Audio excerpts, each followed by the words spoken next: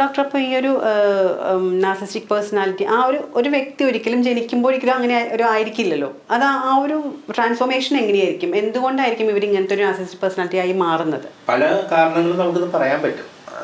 എപ്പോഴും ഒന്ന് ആലോചിച്ച് നോക്കുക, ഒരു പേഴ്സണാലിറ്റി രൂപപ്പെടുന്നത് കുട്ടിക്കാലത്താണ്.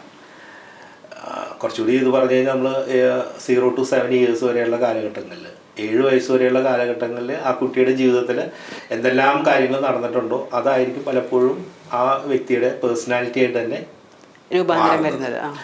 അപ്പോൾ ചില കുടുംബ സാഹചര്യങ്ങളിൽ ചിലപ്പോൾ അവരുടെ ഫാമിലി ബാക്ക്ഗ്രൗണ്ട് അങ്ങനെ ആയതുകൊണ്ട് ഈ കുട്ടിക്ക് ഒട്ടും പ്രാധാന്യം കിട്ടാതിരിക്കുക, അതൊരു കാരണമാകാം. അപ്പോൾ എനിക്ക് പ്രാധാന്യം വേണമെന്ന് ആഗ്രഹിക്കും.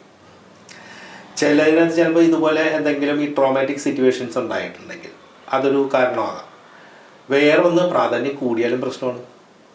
അതായത് കുട്ടിയായിരിക്കുന്ന കാലം തൊട്ടേ സെൽഫ് ഇമ്പോർട്ടൻസ് കിട്ടുന്ന രീതിയിൽ കുട്ടിയെ വളർത്തിയാലോ.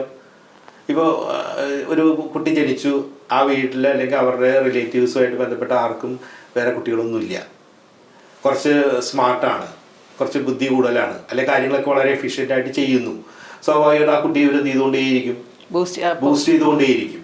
അപ്പോൾ ആ കുട്ടിക്കാലം മുതലേ എനിക്ക് എന്ത് കിട്ടിക്കൊണ്ടിരിക്കുകയാണ്. അപ്പോൾ സ്വാഭാവികമായിട്ട് അത് നിലനിർത്താനായിട്ടുള്ള ഒരു പേഴ്സണാലിറ്റി ആ കുട്ടി പോലും അറിയാതെ ചിലപ്പോൾ ആ വ്യക്തിയിൽ എന്ത് ചെയ്യാം, രൂപം പ്രാപിക്കാനായിട്ട് സാധ്യതയുണ്ട്. അങ്ങനെ ഒരു സാധ്യതയുണ്ട്.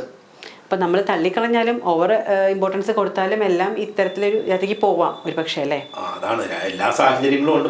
അപ്പോൾ അതിൽ എനിക്കൊരു കുട്ടിക്കാലത്ത് എപ്പോഴും അങ്ങനെയാണ് പാരൻറ്റിങ്. നമ്മൾ ഇതിനകത്ത് വളരെ ഇപ്പം നാർസിസ്റ്റിക് പേഴ്സണാലിറ്റിയെ സംബന്ധിച്ചിടത്തോളം പാരൻറ്റിങ്ങിന് എത്രമാത്രം ഇമ്പോർട്ടൻസ് ഉണ്ടെന്ന് നമുക്ക് ഒരു പരിധിവരെ പറയാൻ പറ്റില്ലെങ്കിലും പാരൻറ്റിങ് വളരെ ഇമ്പോർട്ടൻ്റ് ആയിട്ടുള്ളൊരു കാര്യമാണ്. എപ്പോഴും പാരൻസ് നമ്മളെ പാരൻറ്റിങ് ആരും പഠിപ്പിച്ചിട്ടില്ല. നമ്മളുടെ അച്ഛനും അമ്മയ്ക്ക് തുല്യമായിട്ടുള്ള ആൾക്കാർ ചുറ്റും എന്തൊക്കെയാണോ ചെയ്തിരിക്കുന്നത് അത് നമ്മൾ അറിഞ്ഞോ അറിയാതെയൊക്കെ നമ്മൾ എന്ത് ചെയ്യുന്നുണ്ട്, അത് അതുപോലെ അഡോപ്റ്റ് ചെയ്ത് അതുപോലെ തന്നെ കോപ്പി ചെയ്തിട്ട് അതുപോലെ തന്നെ നമ്മളുടെ കുട്ടികളിലേക്ക് കൊടുത്തുകൊണ്ടിരിക്കുക. അപ്പോൾ അതിലെത്രമാത്രം ശരിയുണ്ടെന്ന് ഒരിക്കലും നമ്മൾ ചിന്തിക്കാറില്ല. അപ്പോൾ പാരൻറ്റിങ്ങിൽ ഒരു പരിധി വരെ എന്തും കൂടിക്കഴിഞ്ഞാൽ അപകടമല്ലേ. അപ്പോൾ ഇപ്പോൾ ഈ ഒരു കാര്യത്തിൽ നോക്കി ഓവർ ഇമ്പോർട്ടൻസ് കൊടുത്ത് വളർത്തുമ്പോൾ വേണം കോൺഫിഡൻസ് കിട്ടാൻ വേണ്ടി അവനെ ആവശ്യത്തിന് എന്ത് ചെയ്ത് കൊടുത്തുകൊണ്ടേയിരിക്കണം. നമ്മൾ ട്രാൻസാക്ഷൻ അനാലിസിസ് സ്ട്രോക്ക് എന്ന് പറയും, അപ്രീസിയേഷൻ കൊടുത്തുകൊണ്ടേയിരിക്കണം. പക്ഷേ ഇവൻ മാത്രമാണ് ശരി, അല്ലെങ്കിൽ ഇയാളാണ് ഏറ്റവും മിടുക്കൻ അല്ലെങ്കിൽ മിടുക്കി എന്നുള്ള രീതിയിൽ ആ കുട്ടിയിൽ അറിഞ്ഞോ അറിയാതെയും കൂടുതൽ സെൽഫ് ഇമ്പോർട്ടൻസ് കൊടുത്ത് വളർത്തുമ്പോൾ വേണമെങ്കിൽ അതൊരു കാരണമാകാം.